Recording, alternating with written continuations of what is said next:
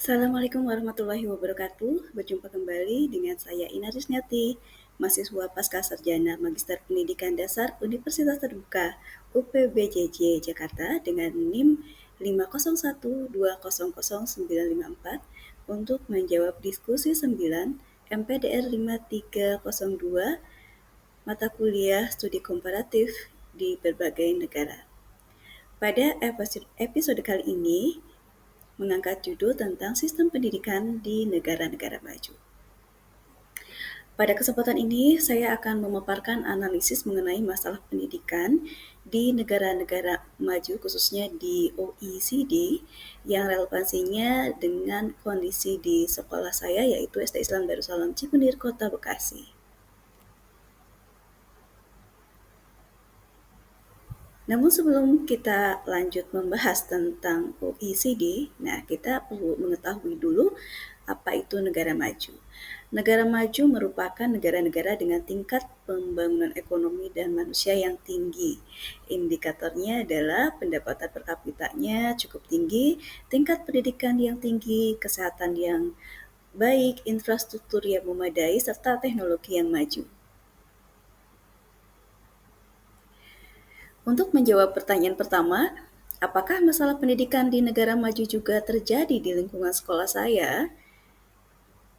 Pada materi tambahan di sesi 9.1 menjelaskan bahwa negara-negara OECD memiliki masalah dalam pendidikan, seperti adanya perbedaan kualitas antar sekolah, kemudian kesenjangan teknologi, dan ketidakmerataan layanan. Sebagian masalah tersebut juga dirasakan di sekolah kami, walaupun dengan tingkatan yang berbeda. Apa itu OECD? OECD merupakan singkatan dari Organization for Economic Cooperation and Development. Organisasi kerjasama dan pembangunan ekonomi yang merupakan organisasi internasional yang beranggotakan 38 anggota negara yang sudah maju dan bekerja sama dalam bidang ekonomi, pendidikan, kesejahteraan sosial, serta kebijakan publik. Contoh negara OECD diantaranya ada negara Jepang, Korea Selatan, Amerika Serikat, Inggris, Jerman, Finlandia, Kanada, Australia, Belanda, dan lain sebagainya.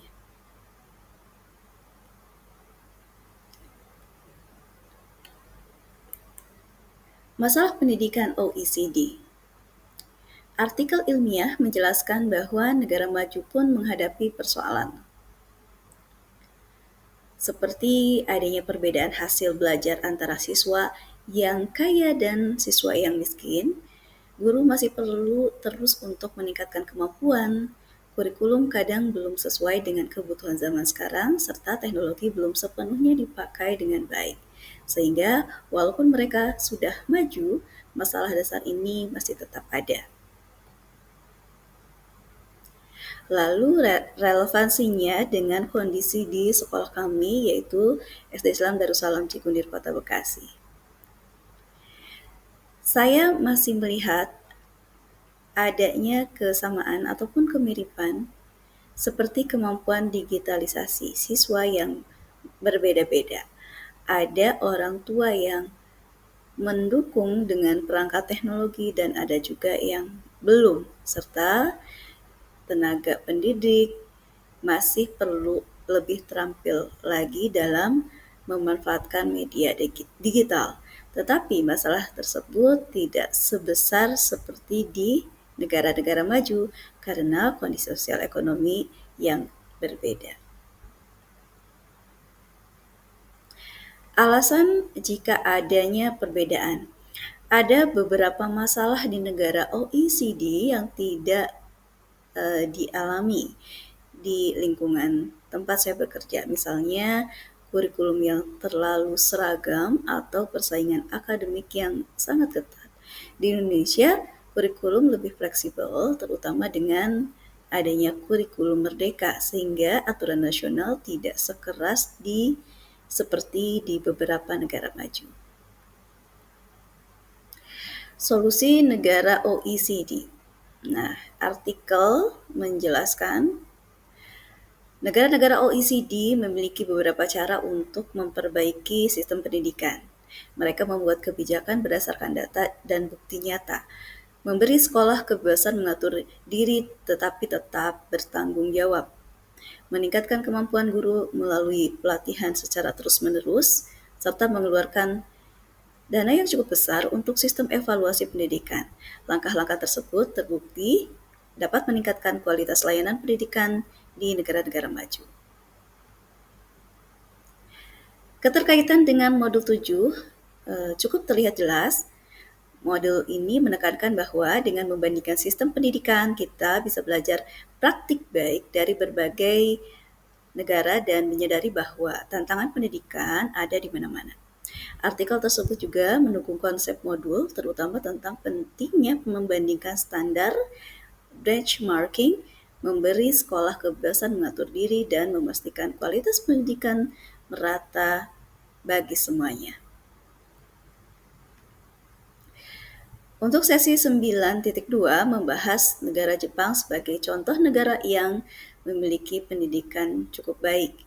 Kurikulumnya menekankan pada kemampuan dasar, pembentukan karakter, serta kebiasaan positif. Proses belajarnya mendorong siswa untuk mandiri, sementara sekolah dikelola dengan disiplin dan teratur.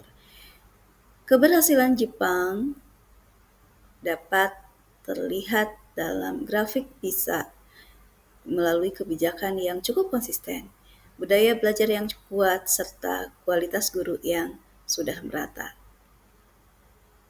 Sebagai kesimpulan, masalah pendidikan di negara maju memberikan gambaran penting bagi praktik pendidikan di negara kita, yaitu Indonesia.